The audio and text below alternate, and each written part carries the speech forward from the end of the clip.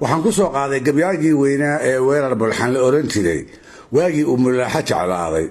waagii intuu caada dhaafka ku kacay uu maansadii jacaylkeeda ku dheeraystay meel walbana ka tuuray inkastoo taxihiisii ammaanta ahaa ayuu bogaysayna waatuu haa iyo maya midna ka maqli waaye dabadeedna markii uu magaceedii faafay ee ay gabayadiisii ku caanbaxday waatuu ina rag u wada hanqal taagay kuwii guurkeeda u tafaxaytayna waatuu nuur idiinle ugu soo horreeyey waata inoo rahmanayd su-aashii ahayd hubka weerar waa la yaqaanoo waa gabayo iyo geeraaro ammaana oo uu inanta maanka iyo maskaxda kaga xadi karee tolow nuur idiinle muxuu isku halaynayaa marka horeba nuur idiinle waxa uu mulaaxa isdamacsiiyey isaga oo og halka ay weerar arrintu ka marayso iyo sida uu inanta u jecel yahay degaanka ayuu wax kaga nool yahay sidaa darteedna wuxuu la socdaa maansadiisa faraha badan ee jacaylkeeda ku soo aroortay dadkii degaanka ayuu ku dhex shaaciyey goor ay ahaataba inuu mulaaxo guursan doono oo nin kastaa haggiisee ay isaga uun xidha u noqon doonto dhabtiina nuur idiinle muu aqoon gabay uu qalbiga gabadha ku hanto ama uu tartanka ku galo shidasa ma hayso taxihii weerar wax walaac ah ma ay gelin wuxuu haystay hantidii waayadaas la isku halayn jiray tii loogu jeclaa geel badan oo dhowr kadin ah ayaa xadyaha uga buuxay isaga ayuunbuuna isku halaynay maalintii dambe xaajada labada nin iyo gabadha rag si wacan u ogaa ayaa ina idiinle la kulmay waxay kula kaftameen nuurow mulaaxa waxay u eg tahay tu aan gacan kuugu jirin marba haddii diidmo laga keenay ninka kugu haystaana uu yahay weerar bulxan oo waagii baryaba gabayada ammaanta ah quraac iyo harimaba uga dhigaya markaas buu ugu jawaabay cagweyntaa gabyi oo noqotay oraah lagu maahmaaho isaguna uu ula jeeday anigu geerayga ayaan isku hubaa gabayada weerarna dan iyo daarad kama lihiyo horweynkayga iyo hareeradayda ayaa iga filan taana waxbaa ka jiray oo ina rag kii geella iyo kii aan lahayni guurka magacu ka haro waayadaas uma sinaan jirin gabar kasta oo qurux lagu kuuniyo loona tartamo amaba la isku maandhaafo waxay mar walba ahaan jirtay ninka geela badan lihi inuu guurkeeda ku guulaysto kolkuu qaanka iyo qaalmaha yaradka ah soo tubo gabyaaga caanka ah ee la yidhaahdo cabdi maxamed awmagan cabdigalayax maruu tirinayay qiimaha sare ee geelu leeyahay wuxuu ku daray guursiga inanta wacan siduu wax uga tara iyo sida fudud ee ninka lihi uu ku heli karo gabar kasta oo wacan waa kii lahaa wuxuu dumar ragugu maahayaa midabka weeyaane majaafada xun lama guursado iyo taan milgar ahayne adoo malanda oo guur in badan xila u meerayay gabar miiganoo culus haddaad milicsatood eegto asaad maxabadeedii qalbiga yaraha maan raacdo haddaad mudanihii aabbaheed madal ku weydiiso moodka iyo gabaatiga tolkaa lagu murweeyaaye hadduu kugu mucaarado inaad yarad muhiibsiiso wax mashaakil iyo ceebah waa malow la-aanteeda muraadkiisu wow sahal ninkii mooga foofsada ee goortaad madyaha keento iyo sidig madiixaysa in haddiiba meher kuugu dhici murallo weeyaane dabadeed makaan loo dhis iyo aqal marin weyne ayadaa martabadaas leh iyo muune iyo khayre adaa nagu manaystaye allow mayha naga qaad dabadeed nuur idiinle oo ishubaa ayaa habeenkii dambe wuxuu u soo hoyday reerkii ay mulaaxo ka dhalatay oo siduu hidduhu ahaa intuu yeedhay inantii aabbaheed ka doona af maran lama soconne geel iyo xoolo kale waxa uu bixin doono ayuu golihii ka sheegay markaas buu odaygii inta raalli noqday halhaleel gabadha u bixiyey waxaa lagu heshiiyey dayrta markuu yaradka keeno in isagana gabadha loo meherin doono hase ahaatee kolkii wixii xalay dhacay waa berigii loo sheegay mulaaxa wayse soo taagtay waxaa laga soo sheegay inay lahayd aabbahay buu ina idiinla ega yahay wayse iska lahayde way ogeed aabbaheed iyo nuur sida ay rabaan inay arrinna u dhammaan doonto si kastaba ha ahaatee weerar isma dhiibin geela nuur idiinle oo kale isagu ma lahayn mar walbase reer adduun oo aan dhammaad lahayn ayuu mulaaxo ugu ballanqaadaa haddii ay guursato gabaygiisan idiin soo socda sida laga garan kara wuxuu weerar aad isugu halaynayay aftahamo iyo laandheerannimo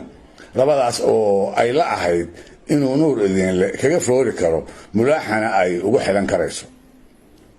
wax suuragal ah iyo waxaan ahaynba gabadha wuu ku sasabay wuxuu ku xodxotay waalidkeed iyo walaalaheed ka sakow cid alla ciddii wax u galeenba inuu wax siin doono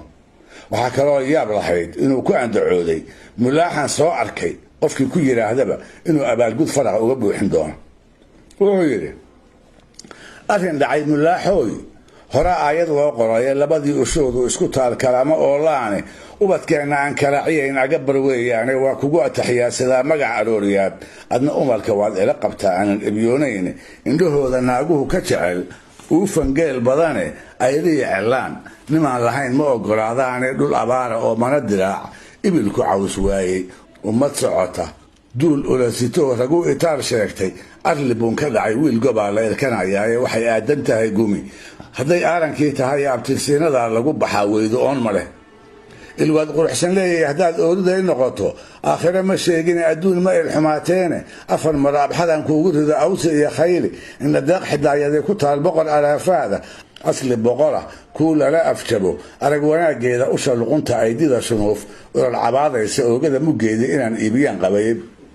axmed wiilashiisii oo shaqlana iyo awowgaaba ayax iyo arbahayeya iyo odaya tiirshaaya abshir iyo cismaan caaqil iyo awmahad iyo faarax inanka cabdi iyo yuusuf aari iyo xuseen aabi intaasoo adeer iyo wuxuu aabbahaa dhalaya arrinkaygu waa inaan samaan wada ekeeyaaye abtiyaalada iyo wixii ku arxamo sheegtay in ku aragtay aadniga waan wada ujuurayna intaadse ina idinliyo ninkuna u indhataagayso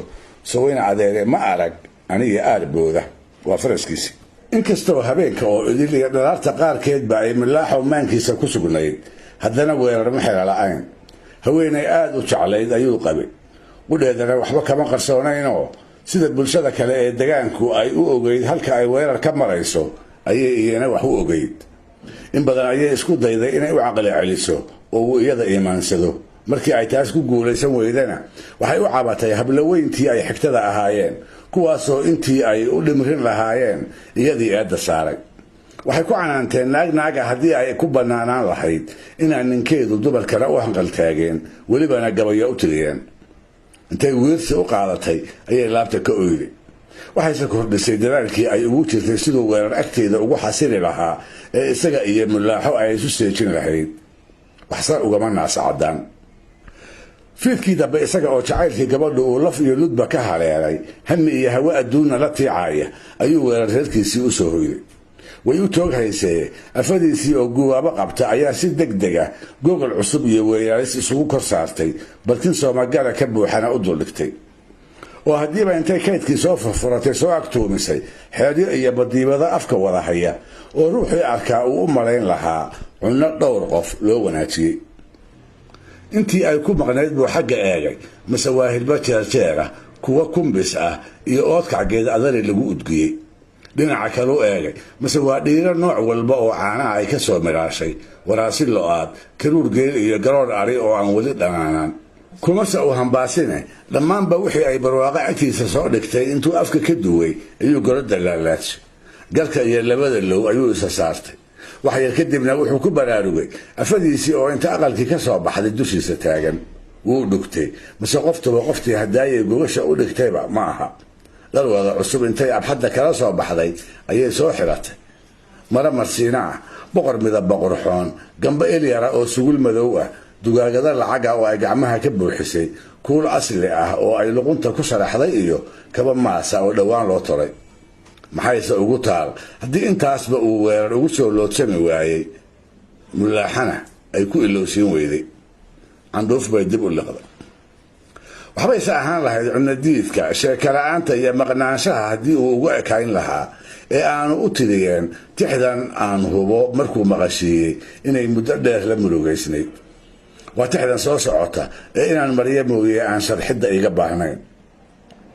isaga oo aan geed ugu soo gaban waa tixdii aanu afadiisa uga turin ee uu ku lahaa hararkiiyo kabdaha laysduldhigay sida haldhaa baalki hilibka cusub haydaariwan iyo subag la hoogaanshay haruub labana caanaha hoyaad halab karuurkeeda habkaadigu baayici kabaha aad hawda kaga yeelin hanka fudud halkaan yeelku odhan hagarla-aantaada haweenbaa tahay ee adigoon hadin kobtaan joogo waa habiila-aan dhuunigaad hooy leedahay ee hindisaha mulaaxa qalbigu haaba leeyahay ee haasaawahan qaybsanaa magac habeenkii iyo adaani hubsan soortaad halligi haysku haraq goyne haraggayga uunbaad arkiye kuma soo hoyan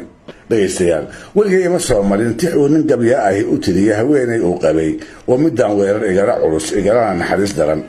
hadda gadaalkiina isagu milaaxa macalfane nuur idinle ayay oolidii noqotay. barnaamijkii dhaqanka iyo hiduhu moogan waa naga intaas. waa inoo toddobaadka dambe iyo ku lamid ah. goor walbana waxaad nagala soo xiriiri karaysaa